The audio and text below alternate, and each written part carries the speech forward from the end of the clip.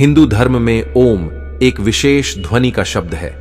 तपस्वी और ध्यानियों ने जब ध्यान की गहरी अवस्था में सुना कि कोई एक ऐसी ध्वनि है जो लगातार सुनाई देती रहती है, शरीर के भीतर भी और बाहर भी, हर कहीं वही ध्वनि निरंतर जारी है और उसे सुनते रहने से मन और आत्मा शांति महसूस करती है, तो उन्होंने उस ध्वनि को नाम दिया ओम। आओ जानते हैं इसका रहस्य और चमत्कार। लेकिन उससे पहले हमारे इस चैनल को सब्सक्राइब करें और वीडियो को लाइक करें। तो चलिए वीडियो स्टार्ट करते हैं। नंबर 1, अनहद नाद। इस ध्वनि को अनाहत कहते हैं। अनाहत अर्थात जो किसी आहत या टकराहट से पैदा नहीं होती बल्कि स्वयंभू है, इसे ही नाद कहा गया है। ओम की ध्वनि एक शाश्वत ध्वनि है जिससे ब्रह्मांड का जन्म हुआ है। ओम एक ध्वनि है जो किसी ने बनाई नहीं है। यह वह ध्वनि है जो पूरे कण कण में, पूरे अंतरिक्ष में हो रही है और मनुष्य के भीतर भी यह ध्वनि जारी है।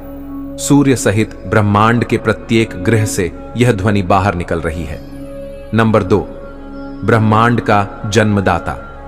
मित्रों, शिव पुराण मानता है कि नाद और बिंदु के मिलन से ब्रह्मांड की उत्पत्ति हुई।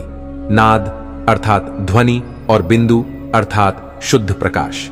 यह ध्वनि आज भी सतत जारी है। ब्रह्म प्रकाश स्वयं प्रकाशित है, परमेश्वर का प्रकाश। इसे ही शुद्ध प्रकाश कहते हैं। संपूर्ण ब्रह्मांड और कुछ नहीं, सिर्फ कंपन, ध्वनि और प्रकाश की उपस्थिति ही है। जहां जितनी ऊर्जा होगी वहां उतनी देर तक जीवन होगा। ये जो हमें सूर्य दिखाई दे रहा है, एक दिन इसकी भी ऊर्जा खत्म हो जाने वाली है। धीरे धीरे सब कुछ विलीन हो जाने वाला है। बस नाद और बिंदु ही बचेगा। नंबर 3, ओम शब्द का अर्थ। ओम शब्द 3 ध्वनियों से बना हुआ है, अ, उ, एम। इन तीनों ध्वनियों का अर्थ उपनिषद में भी आता है। अ मतलब अकार, उ मतलब ऊंकार और एम मतलब मक्कार। अब ब्रह्मा का वाचक है जिसके उच्चारण द्वारा हृदय में उसका त्याग होता है। उ विष्णु का वाचक है जिसका कोई त्याग कंठ में होता है, तथा रुद्र का वाचक है और जिसका त्याग तालु मध्य में होता है। नंबर 4, ओम का आध्यात्मिक अर्थ। ओ, उ और एम, उक्त 3 अक्षरों वाले शब्द की महिमा अपरंपार है। यह नाभि, हृदय और आज्ञा चक्र को जगाता है। यह ब्रह्मा, विष्णु और महेश का प्रतीक भी है और यह भू, लोक, भूव, लोक और स्वर्ग, लोक का प्रतीक है। ओम ध्वनि के 100 से भी अधिक अर्थ दिए गए हैं। नंबर 5, मोक्ष का साधन। ओम ही है एकमात्र ऐसा प्रणव मंत्र जो आपको अनहद या मोक्ष की ओर ले जा सकता है। धर्मशास्त्रों के अनुसार मूल मंत्र या जप तो मात्र ओम ही है।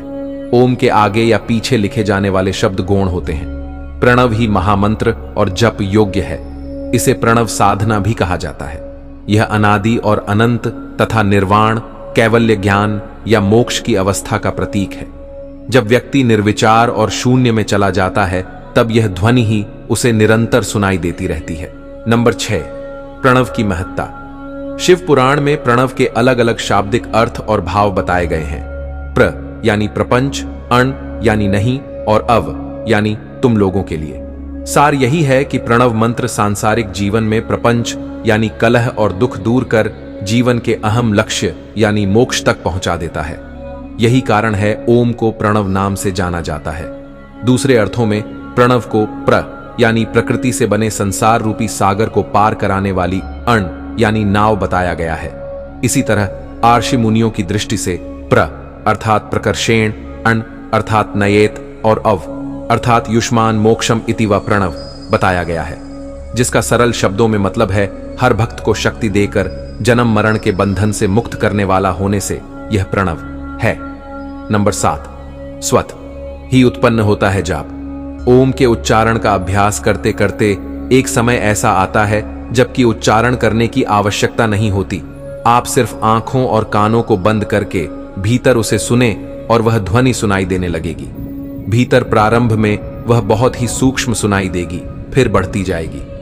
साधु संत कहते हैं कि यह ध्वनि प्रारंभ में झींगुर की आवाज जैसी सुनाई देगी, फिर धीरे धीरे जैसे बीन बज रही हो, फिर धीरे धीरे ढोल जैसी थाप सुनाई देने लग जाएगी, फिर यह ध्वनि शंख जैसी हो जाएगी और अंत में यह शुद्ध ब्रह्मांडीय ध्वनि हो जाएगी। नंबर 8, शारीरिक रोग और मानसिक शांति हेतु। इस मंत्र के लगातार जप करने से शरीर और मन को एकाग्र करने में मदद मिलती है। दिल की धड़कन और रक्त संचार व्यवस्थित होता है। इससे शारीरिक रोग के साथ ही मानसिक बीमारियां दूर होती हैं, काम करने की शक्ति बढ़ जाती है। इसका उच्चारण करने वाला और इसे सुनने वाला दोनों ही लाभान्वित होते हैं। नंबर 9, सृष्टि विनाश की क्षमता। ओम की ध्वनि में यह शक्ति है कि यह इस ब्रह्मांड के किसी भी ग्रह को फोड़ने या इस संपूर्ण ब्रह्मांड को नष्ट करने की क्षमता रखता है। यह ध्वनि सूक्ष्म से भी सूक्ष्म और विराट से भी विराट होने की क्षमता रखती है। नंबर 10, शिव के स्थानों पर होता रहता है ओम का उच्चारण। सभी ज्योतिर्लिंगों के पास स्वतः ही ओम का उच्चारण होता रहता है। यदि आप कैलाश पर्वत या मानसरोवर झील के क्षेत्र में जाएंगे तो आपको निरंतर एक आवाज सुनाई देगी, जैसे कि कहीं आसपास में एरोप्लेन उड़ रहा हो। लेकिन ध्यान से सुनने पर यह आवाज डमरू या ओम की ध्वनि जैसी होती है। वैज्ञानिक कहते हैं कि हो सकता है कि यह आवाज बर्फ के पिघलने की हो। यह भी हो सकता है कि प्रकाश और ध्वनि के बीच इस तरह का समागम होता है कि यहां से ओम की आवाजें सुनाई देती हैं। इसी के साथ धन्यवाद मित्रों।